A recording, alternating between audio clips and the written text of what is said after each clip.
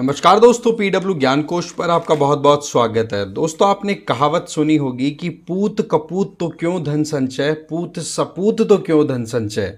भाई सीधी बात है, अगर औलादें ही आपकी बेकार हैं तो कितना ही आपने कमाया होगा, कितनी ही प्रॉपर्टी आपने तैयार की होगी, सब ड्रेन कर देंगी, वो सब बर्बाद कर देंगी। तो क्या जरूरत है धन को संचय करने की, आपको पैसा इकट्ठा करने की। वहीं पर अगर औलादें सक्षम हैं, काबिल हैं, तो भी जरूरत नहीं है आपको प्रॉपर्टी और धन इकट्ठा करने की, क्योंकि वो इतनी काबिल हैं कि वो खुद से कर लेंगी।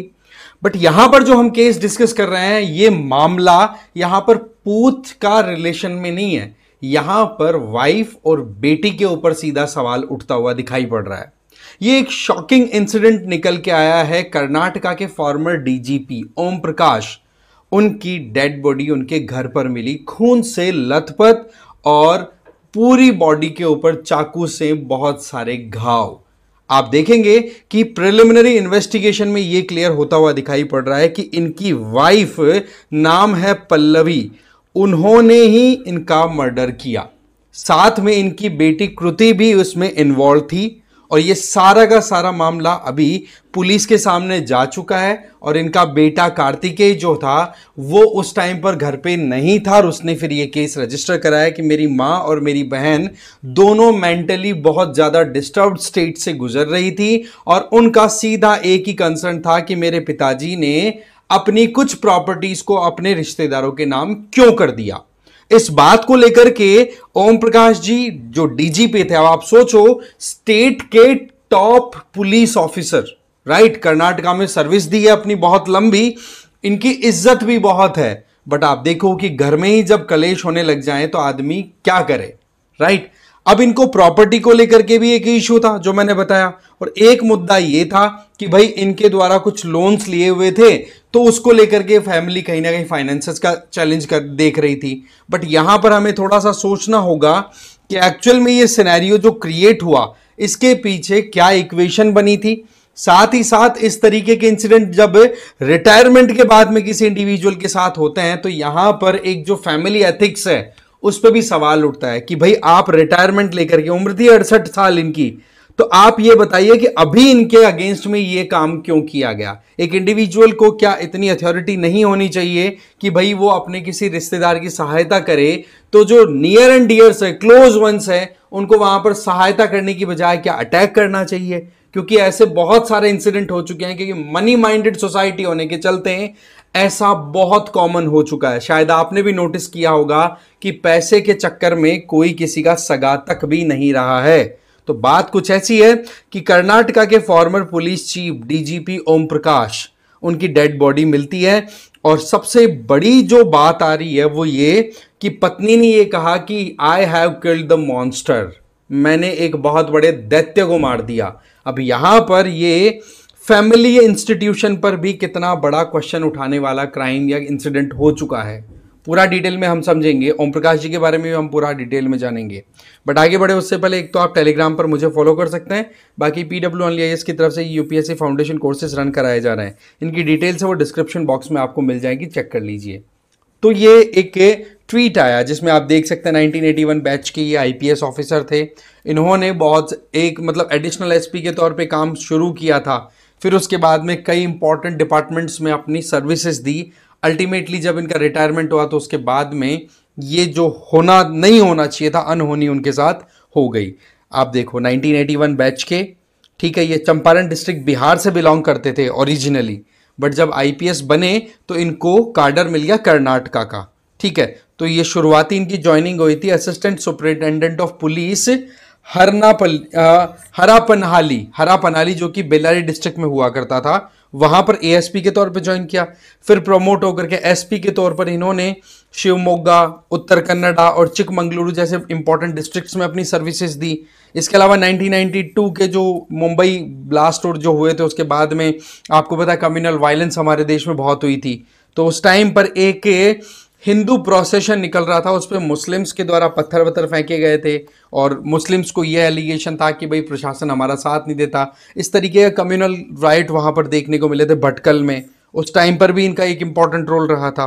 इसके अलावा इनके द्वारा सर्विसेज दी गई थी डेप्यूटी इंस्पेक्टर जनरल के तौर पे, of administration training northern range में, इसके अलावा फायर डिपार्टमेंट में, इसके अलावा इंस्पेक्टर जनरल रहे थे सीआईडी में, साथ ही साथ transport commissioner additional director general रहे थे टेक्निकल सर्विस और ह्यूमन राइट्स में।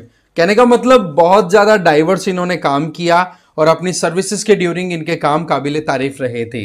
बट यहाँ पर आप खुद देख सकते हैं कि इनके साथ इनके घर वालों ने ही क्या कर दिया, और वो कह भी रहे हैं खुला कि भाई ये हमने किया है। इन्वेस्टिगेशन अभी कंटिन्यू है, क्योंकि कोई हो सकता है और कारण रहा हो, कोई और एक्शन लेने की बात बन रही हो, बट द पॉइंट इज कि इन्वेस्टिगेशन प्रॉपर होना जरूरी है।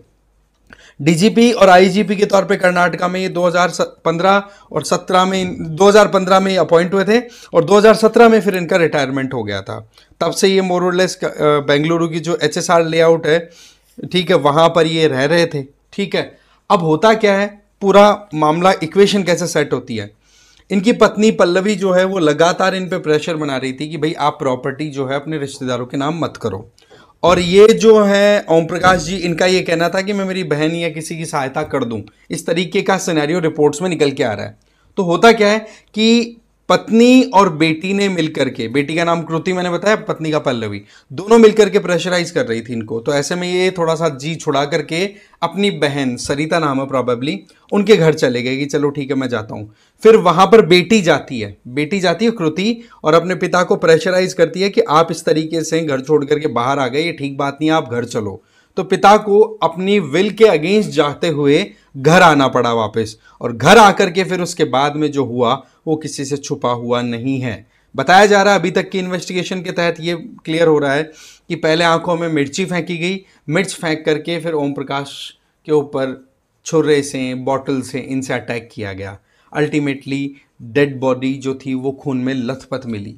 फिर उनको सेंट जॉन हॉस्पिटल ले जाने की कोशिश भी की गई, आसपास में, बट वहाँ पे कुछ हुआ नहीं। अल्टीमेटली अब इनके पोस्टमार्टम और हो रहा है, तो उससे और क्लियर हो जाएगा कि एक्चुअल में क्या वहाँ पर हुआ था। अब आप सोचो प्रॉपर्टी को लेकर के कितना ज़्यादा टॉक्सिक सिनेरियो यहाँ पर हम देख सकते हैं एक टॉप आईपीएस ऑफिसर के साथ में। अच्छा, सबसे इंटरेस्टिंग चीज़, ये जो पल्लवी जी हैं, इन्होंने ही अपनी दूसरी जो टॉप कोई पुलिस ऑफिसर की वाइफ को, जो इनके साथ में कांटेक्ट में थी, उनको कॉल किया कि मेरे हाथ से मेरे पति की डेथ हो गई। फिर बाद में पुलिस आती है कि हाँ भाई ये क्या हुआ पूरा इंसिडेंट। तो ये सिनेरियो यहाँ पर देखा गया, जो कि अपने आप में बहुत ज़्यादा शॉकिंग है। पूरे के पूरे कर्नाटका के पुलिस डिपार्टमेंट को एक बहुत बड़ा झटका दे करके गई है ये बात, कि एक बंदा जो पूरी मेहनत करता है अपने परिवार को संभालने में, पूरी फैसिलिटेट करने में, हर एक चीज़ की कोई कमी ना रहे, जितनी हो सके उससे ज़्यादा हमेशा एफर्ट करता है, और उस इंडिविजुअल को अपने ही लोगों के द्वारा इस तरीके से ख़त्म कर देना, ये वाकई में बहुत दर्दनाक बात है। इस तरीके की सिचुएशन नहीं बननी चाहिए, बट अनफॉर्चुनेटली बनती चली जा रही है। तो ये था मामला। आपका क्या मानना है इस तरीके के केसेस में? क्योंकि यहाँ पर एक एंगल और आता है कि अगर हम प्रीवियस कुछ जजमेंट्स को उठा करके देखें तो यहाँ पर पल्लवी के द्वारा ओम प्रकाश जी को मार दिया गया। अब पल्लवी जी जो हैं, जो ओम प्रकाश जी को पेंशन मिल रही थी, उस पेंशन में से भी एक हिस्सा ले सकती हैं। अगर ऐसा जजमेंट कोर्ट के द्वारा दे दिया जाए तो अतिशयोक्ति नहीं होगी कि भाई मर्डर कर दिया तो ठीक है, पर फिर भी इनका हक हो सकता है। एक जहाँ तक पंजाब हरियाणा हाई कोर्ट का ऐसा कोई वर्डिक्ट है, मुझे जहाँ तक याद आ रहा है, जहाँ पर एक डिफेंस पर्सनल को उसकी वाइफ ने मारा था, राइट, और फिर उसको पेंशन भी मिली थी उसकी वाइफ को, कि भाई मारा था अलग बात है, बाकी है तो वाइफ ही ना।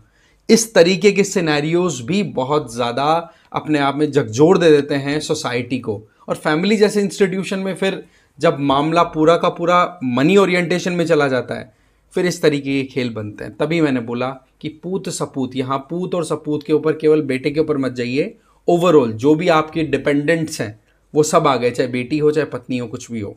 पूत सपूत तो क्यों धन संचय, पूत कपूत तो क्यों धन संचय।